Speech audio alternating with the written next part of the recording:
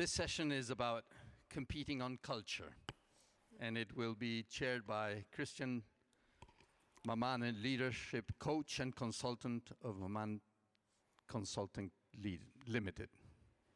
Welcome. Big applause for them.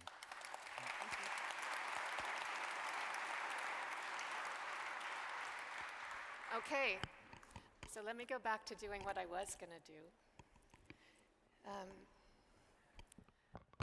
I was with a client last week, and they were having a safety briefing or a safety day.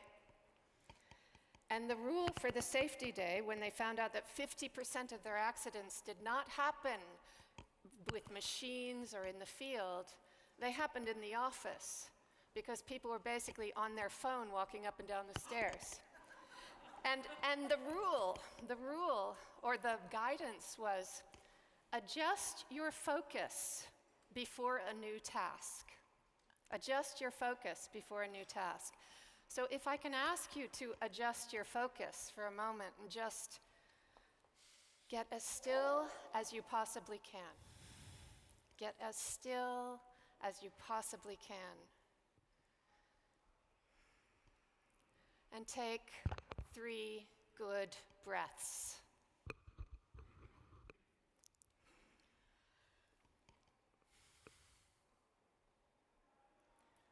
You feel the browsers closing.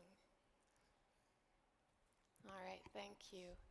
I'm Kirstan Marnane, and I'm chairing this session today, which is quite awe-inspiring with these people. And we're talking about culture, and you can see the questions that are in the program. We're going to answer questions with questions, I think, today. And I think if I introduce myself, and then I'm going to ask the panelists to introduce themselves. I think culture began to really mean something to me when I was 22. I left the US. I moved to China, where I was a journalist and a teacher. And everything I thought was true wasn't. It was like I'd been using half my brain. My Chinese friends were more polite to their family than they were to anyone else. In my world, we're the rudest to our family and the most polite to everyone else. And it went on and on. I really, I walked around with my eyes opening, and I think that was my first real deep dive into what culture means. And I learned humility there. And so as we talk about culture, I think we all come from a place of humility, knowing that there are many cultures, and there's no one right answer. But we're going to try to have a good conversation. Amy, what do you want people to know about you? They can read your bio, so apart from that. Honestly, I want people to know that I am committed to data. I'm committed to research. I don't always succeed, but I try to stay away from pontificating and making bold claims disconnected from data. So I was lucky enough to be trained as a researcher by some very good mentors 35 years ago and onward, and that I hope remains part of my core identity. Thank you. Committed to data. You started as an engineer. I did. I started my career. I started my work life as an engineer. I think that connects nicely to not just data, but to an earnest desire to solve problems, which is getting more and more challenging as the problems get more and more wicked. Thank you. Thank you. Katy, George, tell us about what you want us to know about you. Well, I loved your story about China. For me at that age, I grew up in Illinois in the United States in the Rust Belt. And I saw around me what was happening with auto companies closing their plants in the Midwest and the impact that had on people. And started studying this and realizing that the Toyota production system was beating the way that we had organized work in the United States. It was creating far better performance from a financial and operational perspective, but I also found out that it was creating a better place for workers. Yes. And so I've been committed to thinking about the future of work and I have seen over and over again that when we create the conditions for better business performance, we are also creating culture that creates a better workplace for people. And so I'm at Microsoft because I'm excited about making sure that we shape this next world in a way that does the same. You said something about culture to me this morning about changing from McKinsey, where you were the head of people and a very senior partner, not very senior, that Very senior. Yeah. We're all the same at McKinsey. very Very, energetic, very energetic. Moving to Microsoft and the two cultures, and it wasn't that different for you. So Yeah, that was a huge surprise. Microsoft has a culture, and has actually been on a cultural journey for the last 10 years that Satya and my boss, Kathleen Hogan, have led around the growth mindset. And so I found that, similar to McKinsey, there is this quest for learning and understanding new things and accepting new ideas and creating a lot of autonomy for individuals to shape their own path and to have impact based on influence and ideas and facts, rather than hierarchy. beautiful, thank you. Laurent. What do you want to know? Yeah, what do we want to know? What do you want us to know about you? Well, actually, nothing. No, one thing. One thing is, I never, 1 second, believed in organizations in my life. So I think it's a total fake concept, and the day you start believing in organizations, you're dead. The funny thing is, I have been an executive in HR for something like 35 years, and of course I had to be the spokesperson for these organizations. So I live in schizophrenia because I will never think a second that organizations matters and we should not serve them, but we should serve the self-esteem of people in organization. We should join this organization for people, which was the blessing of my life to have the possibility to choose who to work with. And third, we should put people on stage, not be ourselves on stage. So that's why, again, I'm in total schizophrenia here. Is it enough for you, or do you want me to elaborate? It's never enough, but that is beautiful. Thank you. So our process today, I want to give 15 minutes at the end for questions, and I'm going to make sure that you have that time.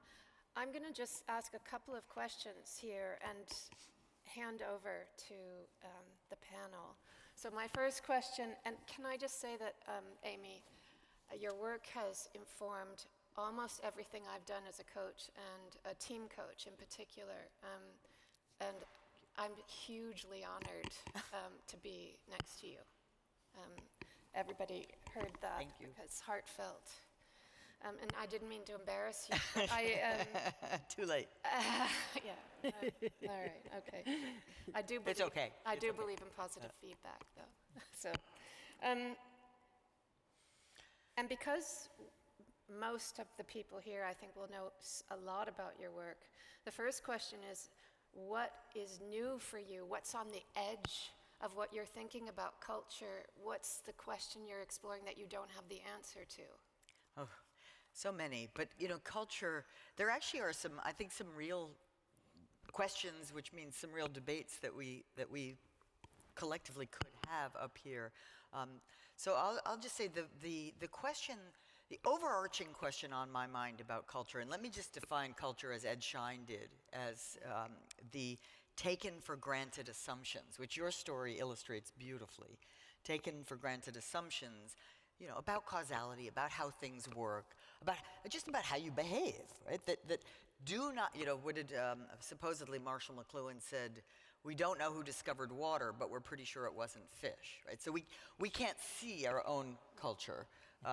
And even, by the way, if Drucker didn't say, which I think he didn't, that culture eats strategy for breakfast, he understood for sure from his writings the importance of culture, the importance of shaping those taken for granted assumptions and beliefs about what matters, about how things work, that truly drive behavior, which truly drive business results. Right? So it's this, it's this powerful engine. These things don't go in separate buckets. They're all integrated. And it seems tempting, I think, to say, well, let's be clear about the value proposition or the strategy or the vision, and people will work out on their own what the culture needs to be or how to show up to deliver this value. And I don't think that's true.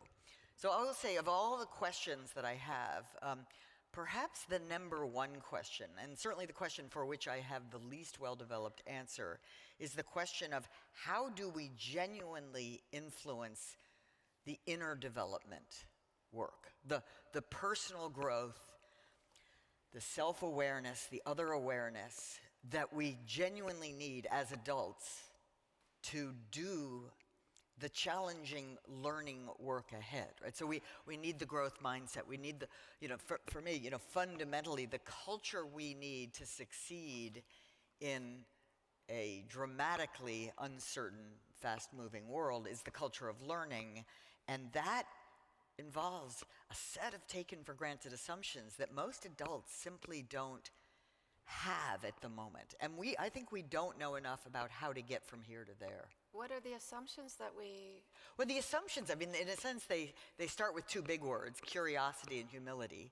A very deep appreciation for the fact of our not knowing, for the fact of our not being right. I mean, in Right Kind of Wrong, I argue in chapter 5 for this sort of a fundamental self-discipline being that capability to choose learning over knowing, because knowing is always choosing us, right? We show up, even at this moment, I look around, I think I see reality. I don't. I see reality filtered through my background and biases and taken for granted assumptions. So I have to actively, every day, almost every minute, at least every hour, choose learning, choose to be curious, choose to think, I wonder what that other person is seeing that I'm missing. I wonder how this might work if we thought about it differently.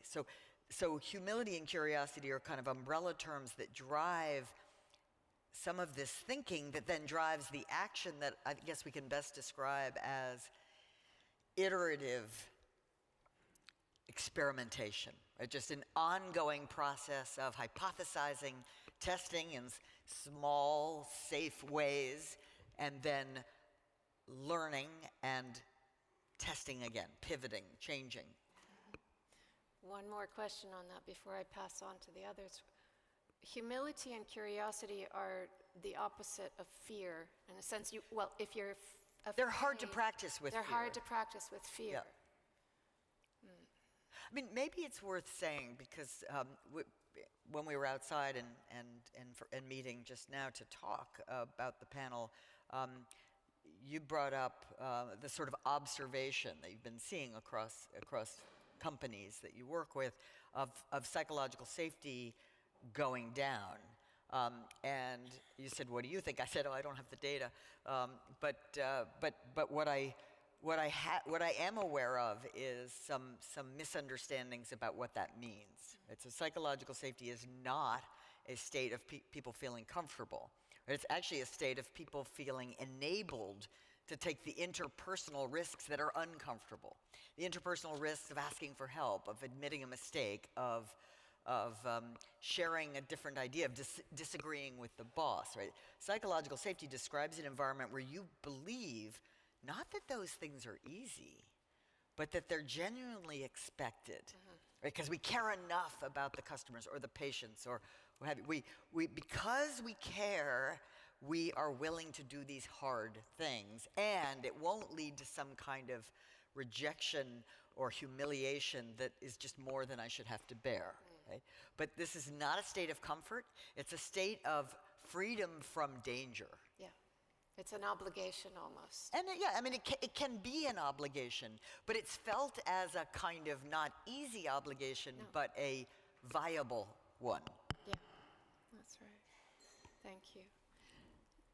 Katy, yeah. What are your reflections on that? Both on what Amy said, but also on what you don't have the answer to. Well, the main question on my mind regarding culture is, how will culture evolve in an era of human and AI collaboration? And actually, more importantly than that question, how will we choose? How will we choose to shape the culture in the future? And one of the things that's been really fun about my job over the last 6 months is that my team and I have gone around as kind of anthropologists looking at the very best examples of AI implementation to really drive performance improvement inside Microsoft and also in some of our customers. And I think there are some green shoots kind of emerging around what type of culture will be required to be successful in this new era. And they're all things that I think are actually really fun and positive. And one of them is exactly, Amy, what you described, which is you must have a culture of learning and testing. And so we're actually talking about how do you move from thinking about a culture of continuous improvement, which we've all talked a lot about, et cetera, to one of continuous experimentation. And if you're going to be in a culture of continuous experimentation, you need to have the true psychological safety, the way you define it, the ability to fail, but also the discipline around failing properly, not on too big a scale, not unleashing, bias and, all hallucination and bad things that can happen, but actually having a robust way of continually experimenting and learning and then scaling. Because the AI models are going to be continually changing. If you tried Copilot 3 months ago on something, you have to try it again because it's changed. The products are changing, and even more, the way that we are embedding AI in our system of work is meaning that the whole system is changing. And so you have to have this culture that enables and encourages and actually insists on continuous experimentation. Thank you. Laurent. You're turning at me. AI is a good example of what I'd like to maybe to spot. There is no culture of AI. You're speaking about a culture of change and learning. And AI is a pretext for you to change and learn, or let's say it's needed. For me, like Amy said, unfortunately, I also thought that Peter Drucker said once, culture eats strategy for breakfast, which he not only never said, but he wrote things that don't go in this direction. Nevertheless, first of all, accept the right idea, even if it doesn't come from the wrong person, so it's okay. No problem. But for me, it's not eating strategy for breakfast. It is the breakfast. Or it is the supper, if you want. Which means that the culture either starts the rest of the process, or it is the byproduct of the process. And as a result, I have decided for my last executive years to focus very much on this. In my title, Chief Culture and Partnership, culture comes first. Because the thing is, we are, whatever the size of your firm, whatever the type of industry you're in, the question of culture is just the alignment or the misalignment between three things, in my view. What you think you are, what you say you are, which is your public face, what you can find on the internet, whatever. Second, what you think you are, which might differ from this. In our industry, for instance, audit and consulting, if you cross the way, and you have a few of them here, of a Mazars partner, you would say, okay, what defines Mazars? And probably the word that would come 8 times out of 10 would be entrepreneurship. Entrepreneurship, I don't know how to say that in American, but you see, this you can't say, because of course, if you tell the market that we are creative accountants, this might be a little bit scary for some people. So you don't say it. So you see, there's a first difference between what we say we are, rigorous integrity and so on and so forth, and what we think we are. But then there is a third dimension, which is what we really are. And you see between these three things, either you have an alignment, and by the way, it's not forever. It means that every day you have to fight to keep it. You see, I was speaking about schizophrenia. In my view, that's the big danger with culture. Because you can have a misalignment that nobody really notices. You go on telling the story, the old story, while you need a new story. That's what Satya Nadella, for instance, did when he turned around Microsoft with this growth mindset concept. But you see, it's really this question of staying aligned in this, which is not easy, because the stronger the old story is, then the more you will go on repeating this story while actually you've changed or you're no longer in this mindset. And when you told Amy actually, well, you know, there is a fatigue with psychological safety, like there is a fatigue with diversity and these things. What I can hear behind it is that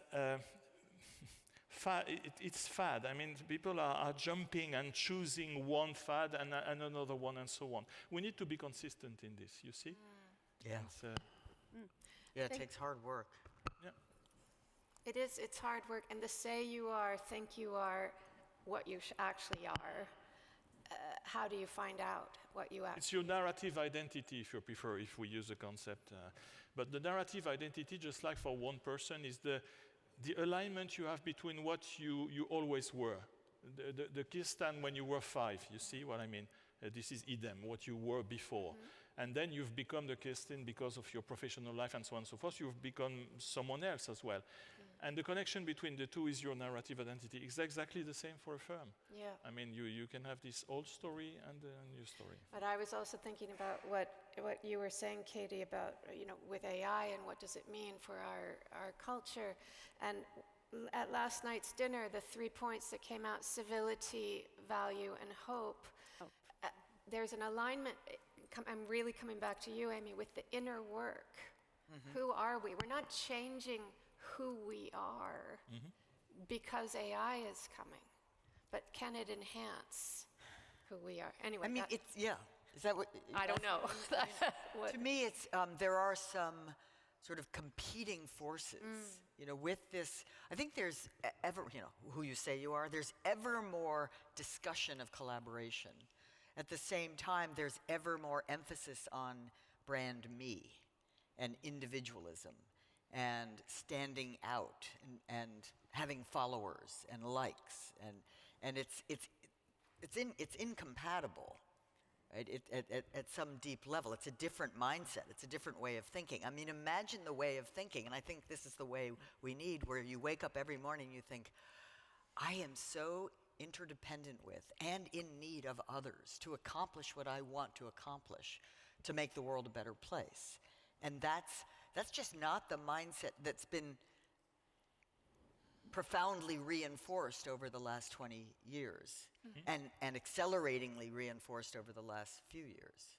And yet, most of the leaders that I'm coaching have got to the point where they absolutely cannot do it by themselves anymore. Right. And the big step change is they have to ask loads of people to help them and inspire those people to work with each other. Yeah. And psychological safety is becoming even more important in that. Yeah, I mean, candor. And you know, and it's in a sense, it's the wisdom to know. I mean, I think you must be doing a good job, because it's when the leaders at all levels gain the wisdom to know that their view of reality is incomplete at best, and their ability to impact results is limited at best, then suddenly, that's a little scary, but it's also a little bit joyful, because that means we're going to have to roll up our sleeves and work together. What is the data telling you now? About what? Of all of this. Well, that's okay. So let me go back to Katy's, I think, beautiful vision of human AI collaboration, first as a area of potential, as an area to study. And I just think of one study, and you'll probably know what it is, because I don't remember the site, but a study that said engineers who were higher in AI use were then lower in connecting with others. Because, I mean, if you think about it, for engineers, like, why do I reach out to Katy? I reach out because there's a problem I can't solve, and I know she'll be able to help. But if I now have this helper on my desk, I don't have to, slightly ashamed, ask for help from Katy. I can just ask. So our frequency of interactions, our bonds, could potentially fray rather than the other way around, right? And I think that's a real tension. There was a lot of thought that use of AI would mean we wouldn't have to collaborate with each other, and some people were like, yeah, that's so awesome, because, you know, I can just do everything. We can be, you know, in the software engineering world, we can be full stack product builders, which is a real thing and is exciting, but it's not a Lone Ranger job. And what's really interesting, and I don't yet have data, so I have anecdotes, but as we're watching even our software engineering teams who are leaning furthest into Copilot GitHub Copilot agent using, AI to its max around coding and spec development and prototyping, all of this stuff. The stuff that was in that study, particularly, because the study I think you're talking about it, yeah. is about GitHub Copilot. At least there was one like that said it reduced collaboration. What we're finding actually is that reduces bad collaboration, meaning lots of stand-up meetings to check in on where we are and what the backlog is and how to transactionally kind of deal with things and et cetera. But it's actually increasing good collaboration. We actually are seeing increases in human collaboration, but now around ideas and innovation. And so we're actually starting to, I have an applied scientist on my team, and I've asked her to now find some of the pods that are working in this way the best and really study what's happened to collaboration. So hopefully when I come back next year, I'll have data, not just anecdotes. But I firmly believe that we're seeing, this isn't my terminology, but someone else described that we're seeing jobs become more T-shaped. Human expertise and judgment matters more than ever before, not less. But jobs are now seeing end-to-end, and we're expecting people to see end-to-end, to solve kind of horizontally. And teams also, even with specialized disciplines on a team, like a complex engineering team, are much more fluid and are interacting much better kind of horizontally, which is actually fun for the human workers because of the way they're using AI. It's also fun in terms of thinking about human development. And it does have serious implications for the culture that are required. So I think that myth that AI will take us away from collaboration is not the complete story. I have a question about how you're gathering the information on this and spreading it. How does that work for you? When you see teams collaborating more, how are you feeding that back? To the question of how we shape culture, if we don't talk about it, and if only a few people know it, what are you doing? Well, I'm coming to panels at Peter Drucker Forum.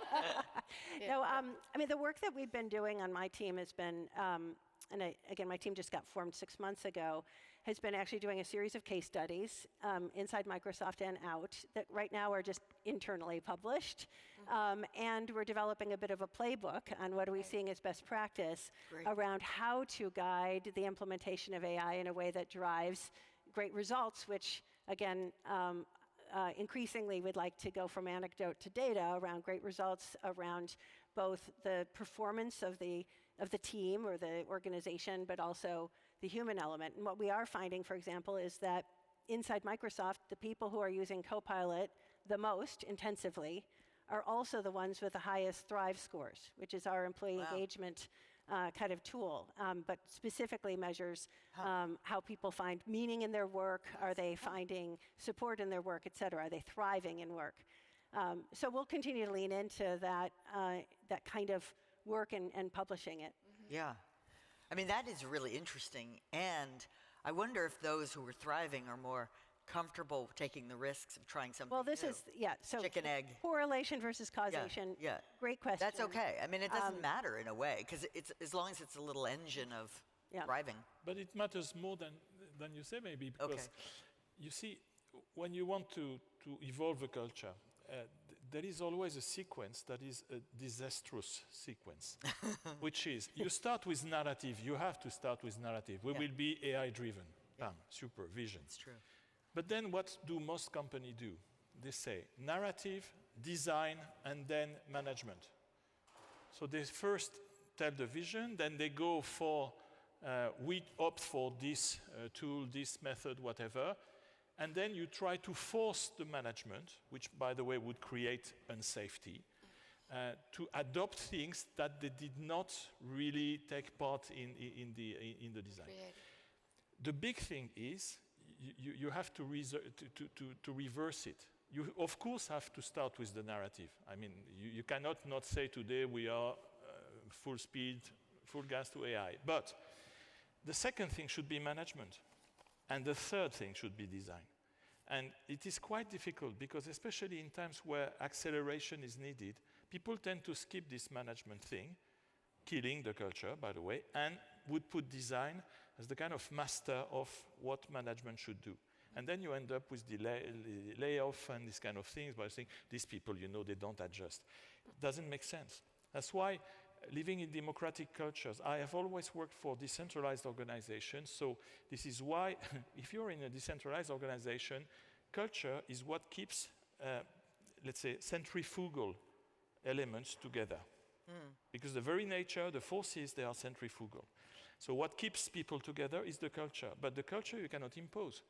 You need to make sure that it is widely discussed. And this is the reason why, by the way, we made always the same mistake, which is to try to find cultural fit. This is a terrible bullshit. I mean, you need first to find culture You need add something to the culture. You see, if your culture is welcoming, it's inclusive, it's totally different. Because then people will adhere to the thing. They will be there freely, so they will feel safe, probably. If we talk about interventions and what actually needs to happen, what are you?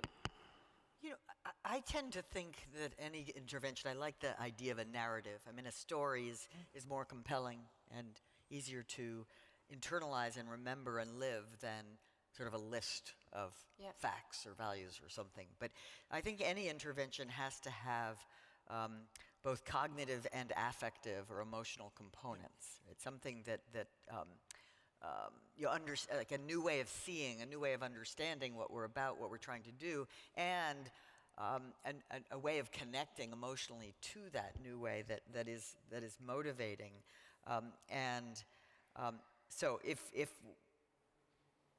if we're thinking about, and by the way, I'll just add this, and then if we're thinking about sort of a theory of change, I think it starts with sort of let's get people's attention with a narrative, with an idea, with some new things they need to understand about where we're heading and why it's exciting, and then we need endless opportunities to practice, right? To slowly but surely act our way into a new way of thinking, in not off-site or in training so much as in the act of doing our real work, and putting some of the new behaviors and mindsets to work, right? So that it's sort of breakthrough, then follow through is the model that works. And since we've been talking a lot about sort of a culture of learning and a culture that requires some candor, it requires some interpersonal risk-taking, and I just came from the wonderful session before in the other room over there, where there was a lot of talk about failure, which is something that I think a great deal about these days, and it's at the very heart of what it means to be a learning culture. But intellectually, I think many people do not grasp. Well, let's just start with this simple point, which is that many people do not distinguish cognitively between mistake and failure. Right. And they're really very different things. Right? A mistake is an unintended deviation from existing process, protocol, or knowledge. Right? And unintended, that's important. Right? If you do it on purpose, that's sabotage. But mistake, right? And we all make mistakes. We're human. To err is human. But I don't see any real need to celebrate them. Right? Let's learn from them. Let's do our very best to minimize them. And be honest about it. And be honest. I mean, I think every company today is in the catch and correct business, right? Not in the perfection business, because that business doesn't exist. But so be honest about them, because if we're not honest about them, they often lead to failures that spiral out of control. But if failure is an undesired result, and you can have an undesired result of a mistake, you check the wrong box and accidentally wreak havoc, expensive, embarrassing, whatever, no desire to celebrate those. Call those basic failures. But many failures, and I think the greater the speed of change, the more this is true, and uncertainty, many failures are what I call intelligent because they still undesired, but result of a thoughtful experiment in new territory. We could not know in advance what would happen, and therefore we had no choice but to try, to act, right? And to act with urgency, but as small as possible, right? To gain more. And just having, and I don't describe the whole thing, but just having a framework or a way of categorizing intellectually these distinctions gives people more willingness, frees them up to experiment thoughtfully, but also be vigilant in areas where we know already how to do it and support each other in doing it. And Emmy's point is super important because you see, 95% of what we call learning is actually to try to make people understand what they do. It's just like if you would be permanently in the Drucker Forum. Say that again, I didn't understand. Yeah, it is. Look, what we call training is to put people in a room and try to make them Hold up a understand mirror. what they do. Yeah. Instead of trying to push them do what they understand. So the important thing in the Drucker Forum is the Monday after the week before. It's not during the forum per se, but it's okay, what do we get? What could we, and you know, in terms of big change, like you were talking about, Katy, AI, I mean, you can spend hours insisting on how AI is important. What difference does it make? I mean, really, this is the thing. So push people to do, actually, and check, so which includes mistakes, by definition. An experiment. The intelligent failure and starting, you're almost starting with the idea that you will fail because you've never done this before. You may, yes. You At least it's in the realm of possibility. It's in the realm of possibility, which is very hard for people, for especially the more senior people that I coach. But the younger generation seems to find that just perfectly normal. I don't see hard and fast distinctions across generations. Well, I don't have I see variance, both at the top and at the bottom of the age. Yeah. But what I do think is, this is why I titled the masterclass the other day, Think Like a Scientist, because this isn't a new idea, right? Scientists, entrepreneurs, That's right. inventors have been thinking this way forever. They had to, or they wouldn't. Hypothesis. Right, so it's always, hey, I'm ambitious, I want to make progress, I want to discover something. And when I run experiments, I strongly believe there's a possibility I might be right. Right, so the criteria for an intelligent failure is it's genuinely new territory. If I could just ask ChatGPT, or if I could ask, an expert in my team what will happen, and they could tell me, well, that's not new territory. Right, so new territory in pursuit of a goal with a hypothesis, like you've done your homework, and no bigger than necessary. So all 4 criteria have to be met. Scientists do this day in and day out. In their culture, they don't even think about it. But senior scientists have to actually train the junior scientists, because most of them show up in the lab having never seen a poor mark in their life. And so they are not happy to fail at all. Not at all. So the PIs, the principal investigators, have to go around saying, we're going to fail with a smile.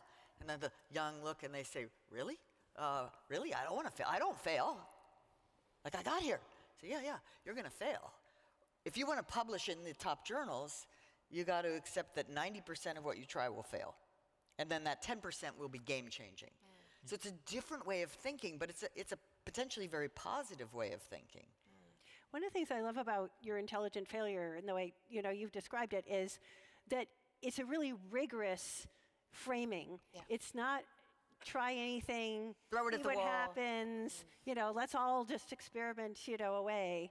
It's and to your point, there's a mindset that has to be there and a culture to support people having that mindset and reinforcing that mindset.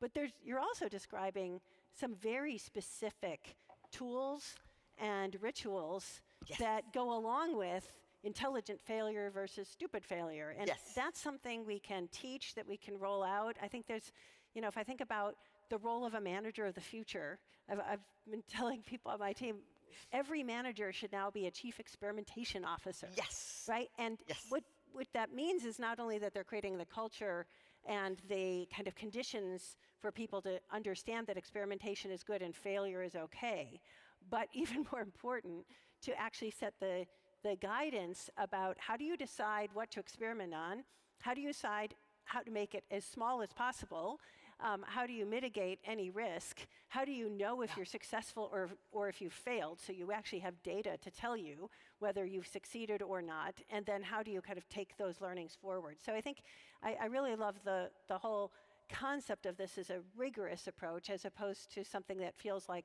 Playful. somehow soft Yeah. skills only. Yep, love that. As opposed to playful, did you say? Yeah, I mean, I'm not anti-playful, but Because it's not... as she was talking, Yeah, I was yeah. losing It the is will playful. to live. No, I mean, I'm thinking culturally. I have to go through all these No, but stages. it's not. Actually, it's things you'd intuitively do, right? You don't want to take risks that are greater than you can bear, either financially or from a human safety or reputational perspective. Yeah. But you better take risks. Of course, yeah. Should we get some questions from people? Let's do it. What questions do you have for this panel about culture, about psychological safety? Come on, now's your chance to talk to them. Yeah, yeah. Come right over. Can you say your name? Yeah, sure. Leanne Holdsworth from New Zealand, representing the South. So one of the representatives for the South. So we spend, on average, a quarter of our waking adult life in our workplaces. And one of the things that I'm always curious about is how we can use our workplaces to impact social outcomes in the world. So if humans get to go home at the end of the day to be the best parents and partners and contributing members of society they can be, then this seems like an untapped source of greatness for our society. So I'm just curious if any of you are thinking about that and what your perspectives might be. Thank you. Thank you. I'm off the hook. That's you. You're off the hook. I think that's where Katy began today. Yes, exactly. Right, and I had a similar experience, right? But it is that and Paul Adler did this beautiful work on NUMMI, which was sort of the precursor to Toyota coming to the U.S., New United Motor Manufacturing Incorporated. But the stunning, the unexpected discovery was that by making work better for the vehicle and the quality of the vehicle, they actually were making people better too. They were making them more thoughtful, more other aware, and they'd go home, and it turns out they were better fathers, partners, parents. It was really quite well documented, and I think that's something I think about. You're gone, but oh, there you are. I think about it all the time, right? How can we make work better? And part of making work better is making people better through work. So how do we? I mean, we could do a whole panel on this, but how do you design the work experience such that we are also growing personally? I totally agree that we have the opportunity to shape our workplaces as places of unleashing human potential. Someone used that term, I think, in our opening. And so that's one area where we have spheres of influence around the people, no matter what level we are in a company or an organization. We have a sphere of influence. I went to the spirituality session earlier, which I really loved, and this notion, talk about how to think about inner development, right? And to think about how do we, first of all, place ourselves in the sense of a purpose that goes beyond whatever system we're working in, whatever specific mission our company has. How do we think about, the bigger picture of what we're trying to accomplish? But I also think we've also talked a lot over the last couple of days about purpose, of an organizational purpose, and joining a company that you believe in the purpose, and you can link your own personal purpose to the purpose of the company, which I think is also important. And the last comment, maybe, we need to be very careful with this schizophrenia that I was mentioning also for the workplace. Remember, 2 years ago here, same place, we were discussing how to attract people because there was this war for talent. Are we still talking about this? Quite the contrary. We were talking about how to maximize the knowledge worker who are not working in an office. And by the way, reducing the square meters. Because by the way, okay, what are we talking about today? Let them come back to the office, otherwise we lose everything. Okay. So at the end of the day, all of this, and Drucker said it, we are in the third era. The first was the economic man era, very nice. The industrial man era. We were the product of this. We were employees. Yeah. We spent our times in offices. We were going to the office to meet people, to have social lives. 37% of people at Mazars find their life partner in the firm. So very nice, let them come in. But the reality is we now need to rethink productivity of knowledge worker, not productivity of employees. And so we tend to think like yesterday with problems of today and intentions of today. So that's where, for me, the question of workplace it is totally inconsistent what we've been saying over the past 3 years, in my view, on this. So we should be careful with this as well. It's part of the... Jonathan. Jonathan Day from Tapestry Networks. I'd like to ask the panel their views on the role of resentment in culture. And I'm thinking of resentments that actually shape actions. Steve Jobs coming back into Apple saying, okay, I was kicked out, now I'm going to, if I can put it this way, make it great again. Or the resentments that hold us back because we're nursing some perceived hurt or slight. This is something I have noticed in all sorts of organizational settings, people feeling that they were wronged and need to do something about it. And it's obviously showing up in reactionary political movements.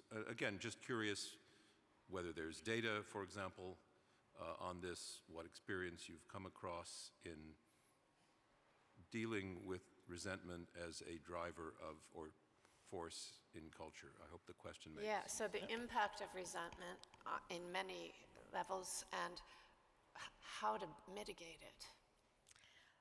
I don't think you described the same thing. But I think Steve Jobs being kicked out and that sort of terrible failure and then wanting to come back and turn it around is a slightly different psychology, I think, than the psychology of resentment as I understand it. I mean, the resentment is a inward-looking anger about being wronged by someone or someone's that is, I think, largely counterproductive and in tension with reflecting on my own contribution to the outcome I am unhappy about, right? And I think, so I think when the more resentful we become, the lonelier we become, the more isolated, the angrier, the less collegial and able to really lean in and contribute. And finding other people who are equally resentful. So I think yes, that's right. Lots of And that. so I Lots think of what that. we need is sort of really teaching people the skills of, with the other panel, self-management, but sort of pause, challenge the initial, usually over simple diagnosis, to kind of say what else is happening and how did I contribute, and feel a little more empowered to then choose something a bit more productive going forward. There's something, and Jonathan, maybe this isn't your question, with the Steve Jobs, I think there's a bit about the powerful force of anger. Prove, Right. it's the prove oneself, to prove which something. has a role Yeah. and has limitations. I had a manager years ago who used to say, are you working to prove yourself or to express yourself? And think which one might be more joyful. But there is a way also to use what Amy has been doing for so many years now on psychological safety in this. We went even a step further, which is, I believe, and we believe at Mazars, that we are a partnership by friendship. By? Friendship and professional friendship is something, by the way, which is also an academic subject, but that has been misconsidered, or at least not really seriously explored. I can tell you that, but by the way, you all know the famous Elton Mayo. Elton Mayo, we know that he said there are only two very strong factors of engagement and also to reduce intention to leave. The number one is, of course, that you feel that you're in the right job, so job satisfaction. But the number one, almost equal level, is what he called the social factor, which is what we call professional friendship. Yep. The rest comes much further. So really this question of how to build a professional friendship is super important. And you know what the response is to this? And it is given by the army, the Grand Army. Because in the Grand Army, they have one critical question, which is, when you're in the Navy or in the Marine, of course it's very dangerous, but you know, you fight from far. The Grand Army, look at what happens in Ukraine. They are really on the field. And the thing is, how do you make people stay engaged on the battlefield when everything in your human nature makes you flee? Get out of here. You know, of course. And so the only answer is no one is ready to die for a cause. No one is ready to die for a boss. But you're willing to consider dying with a friend. And so all the question is how to develop what they call obey by friendship or command by friendship. And this you don't do on the battlefield, you prepare it in the garrison life. So it means you have to think of what it is to be friends. And it doesn't come from socializing, I'm sorry for this. Even if you go and drink beers with your friends, that's not it. My professional friend is the one that I have helped in his professional growth. Yeah. And so if I play a role in this, then I will become his friend or her friend. And it's, of course, a two-way street. I think And yeah, this is the really friendship is important. super important. I just took one thing about resentment is we all complain, right? yeah. We all complain, we all resent stuff. It's very human. And Yes. with the teams that I work with, I usually say, 10% of your time can be spent on this, but totally non-scientific. But Well, if you spend probably more can't than that, regulate it. if you spend more than that, You but give it a also budget. behind resentment is, I'm thinking of Bob Keegan and Lisa Leahy's work, behind a resentment or a complaint, there's a commitment. There's often a commitment to something, and getting underneath that resentment gives you some of the answers. Next question, and then Katy, I'd love to. Yeah, so my name is Thomas from the Netherlands, and actually I worked with the CTO who was allowed to complain 10 minutes a day. I went to him, I asked, did you have your 10 minutes of complaining yet? And then when he said no, I said, I'll come back later. Oh, okay. Yeah, actually, that really worked. But I have a question for Katy, because you've been talking about how you shape your culture within Microsoft. But that's also happening in a world where we see more polarization. We also talked earlier today about globalization being in reversal. So how do you deal with these broader global cultural topics? Because obviously they're also kind of impacting the culture at work. So how are you facilitating that conversation or driving it? Great question, because, I think, one of the reasons I kind of believe in organizations is that I think actually in this current world, some of our global corporate institutions are the most sticky,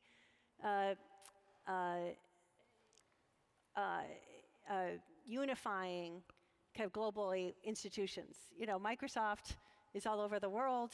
Microsoft, it's interesting to see companies as large as Microsoft almost feeling like they're playing a diplomacy role in these days. And when I was at McKinsey, I took such pride in that we could put McKinsey consultants together from every different country in the world who might be, having all sorts of conflicts with different languages, different religions, and they would work as one easily.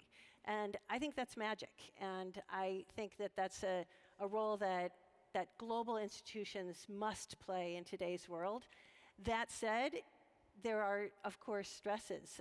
And there's, strong, if you read the news, Microsoft has had a series of incidents with pro-Gaza protesters, including storming one of our executive offices. And, how do you manage that and recognize the passions and the, legitimate concerns and et cetera. And so I think, I think this is what leadership's about in terms of really navigating in a transparent way. I point to you because you said something in the master class that I thought was fantastic. Somebody said, how do you create hope and the environment where failure is okay when in fact you're seeing layoffs and divisions of all different kinds, and you said you just have to name it and you have to talk about it and you have to be transparent and open about it. So I don't have any better wisdom than that, but I think it's a fight worth fighting for, because I think we in this room have the opportunity. How do you then navigate it? Do you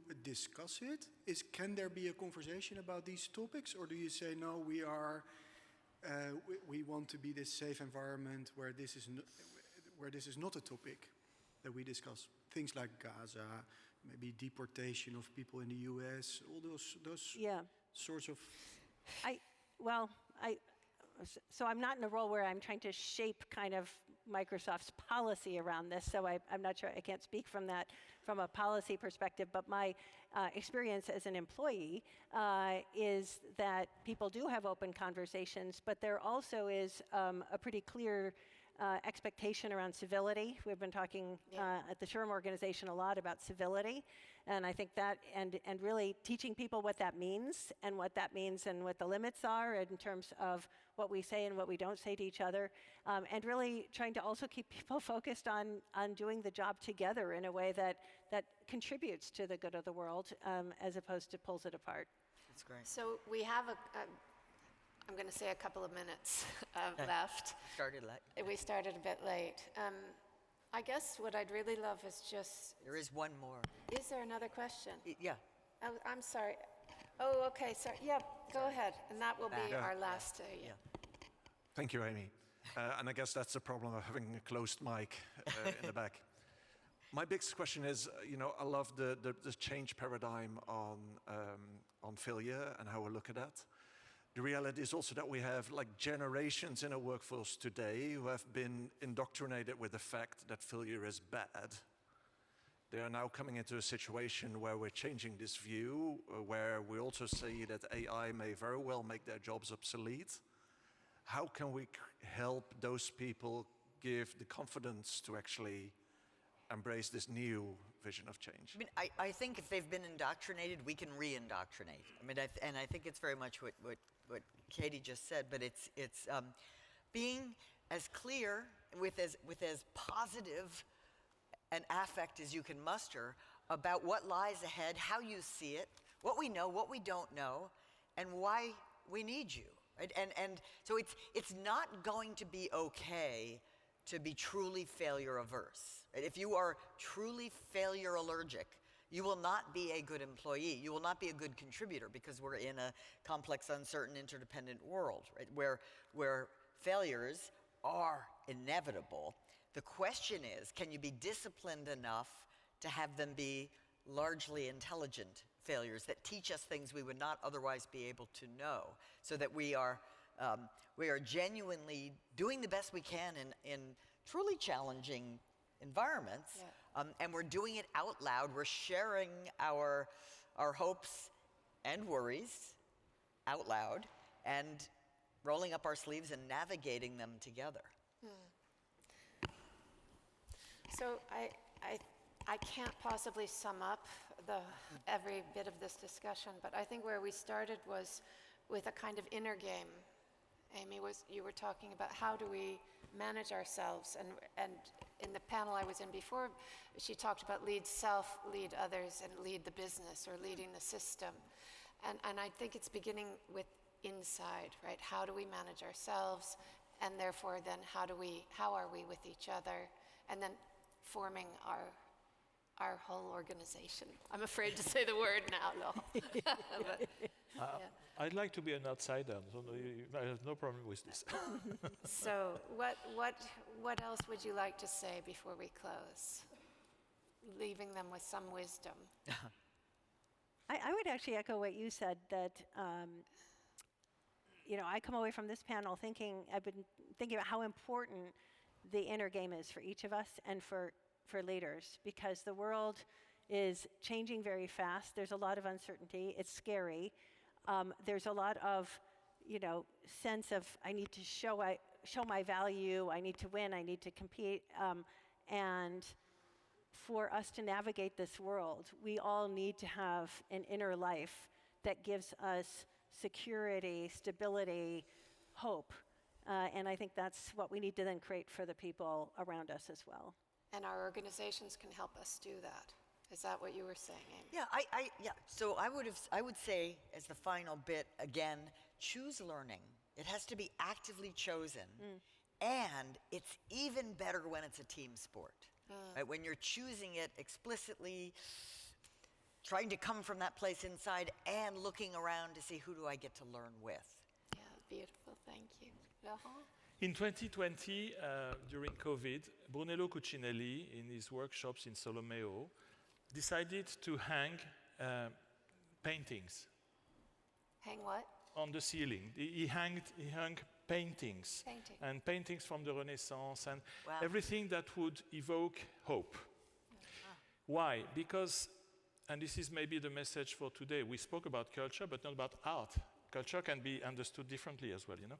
And the thing is, he did this because he said, when the times are at looking down, and it's important to give people a little bit an opportunity to keep, he calls it gli occhi al cielo, so which means the eyes in the sky. And so look up if you want. That would be probably my conclusion here. Thank you very much. All right, so let's look up and thank our panel. Thank you.